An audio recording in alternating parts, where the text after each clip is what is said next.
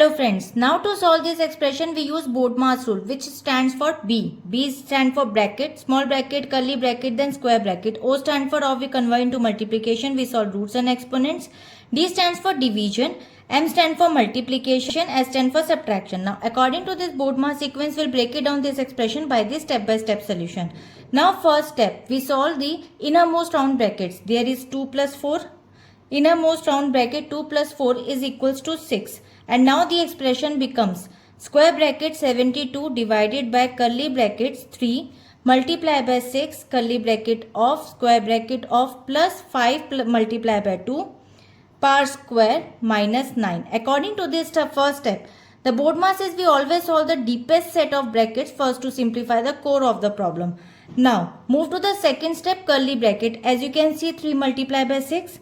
Now first we solve 3 multiplied by 6 equals to 18. And now the expression becomes 72 divided by 18 and then plus 5 multiplied by 2 par square minus 9. According to this step 2, we move to the next layer of brackets, curly, to continue the simplify the terms inside the square brackets. Now move to the third step. Solve the second round bracket. As you can see, 5 multiplied by 2. Now 5 multiplied by 2 equals to 10. And now the expression becomes 72 divided by 18 then plus 10 par square minus 9. To the step 3 we solve the brackets next so that we can apply the exponents orders in the following step. Now step 4, 72 divided by 18, we solve the square brackets. Now 72 divided by 18 is equals to 4 and now the expression becomes 4 plus 10 par square minus 9. According to this step 4, the complete B bracket part of Bodmas for the main expression. Now step 5, solve the orders, exponents. Now 10 multiplied by 10 is equals to 100. And now the expression becomes 4 plus 100 minus 9.